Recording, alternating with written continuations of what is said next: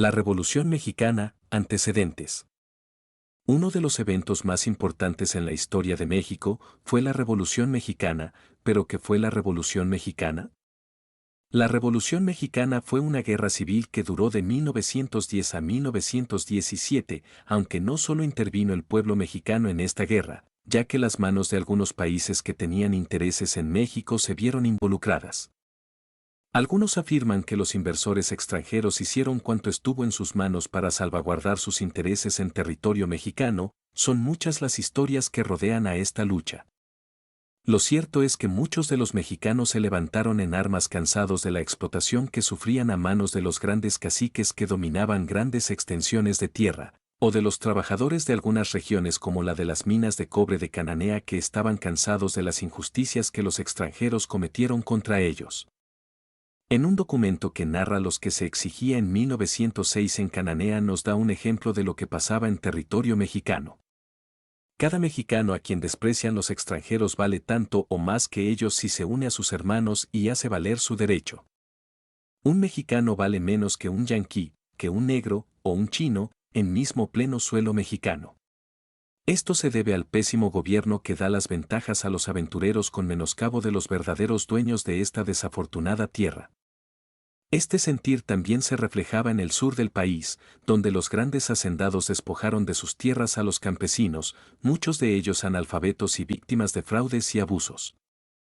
En fin, otros tiempos en los cuales un ya viejo Porfirio Díaz gobernaba México queriendo ser un padre para todos los mexicanos, decidiendo por ellos qué era bueno y malo para sus intereses.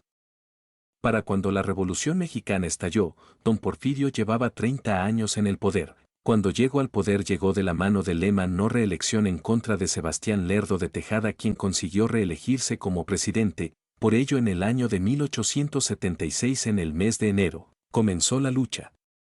Para aquel tiempo Porfirio ya se había ganado la simpatía del pueblo mexicano, esto gracias a su participación en la guerra contra los franceses. Así que con el lema sufragio efectivo, no reelección, Porfirio fue agregando más conversos a su causa. Tras derrotar a las tropas republicanas en la batalla de Tecoac, se instala en la presidencia misma que no dejaría totalmente hasta el estallido de la revolución.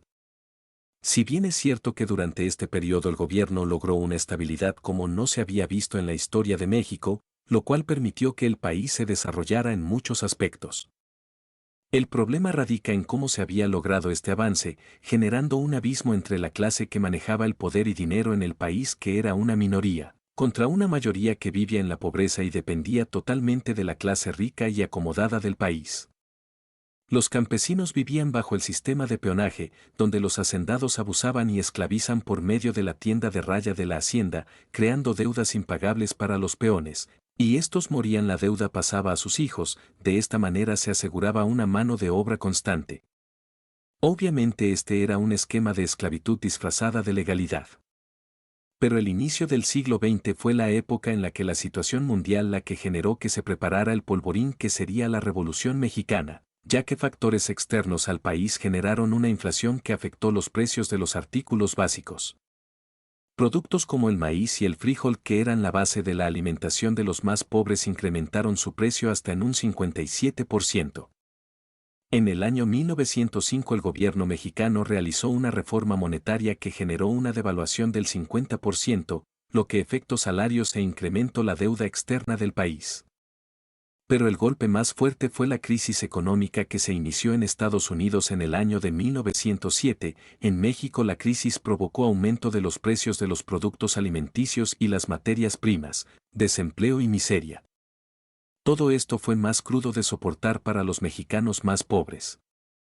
A esto le debemos sumar la mecha política de aquel entonces, que se complicó más por un evento del año 1908. En febrero del año 1908, Díaz concedió una entrevista al periodista estadounidense James Creelman para la publicación mensual Parsons Magazine, en la que aseguraba que no volvería a presentarse a la reelección. Sin embargo, llegado el momento, Díaz volvió a presentarse a los comicios. En la pugna electoral concurrieron Bernardo Reyes, Benito Juárez y Francisco Ignacio Madero. Pero Porfirio Díaz no estaba dispuesto a dar su brazo a torcer y logró complicar el proceso electoral hasta el punto de llegar a encarcelar a Madero.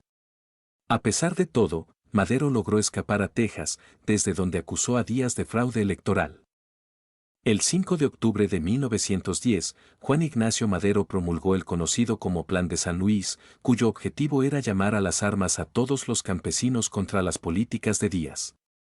La lucha armada se inició el 20 de noviembre de 1910 y marcó el surgimiento de algunos líderes revolucionarios que apoyaron a Francisco Ignacio Madero, entre ellos Emiliano Zapata, representante de los campesinos y demás líderes populares del sur de México, Pascual Orozco, el jefe de las tropas irregulares del estado de Chihuahua, en el sur del país, y Pancho Villa, líder de los campesinos en el norte de México.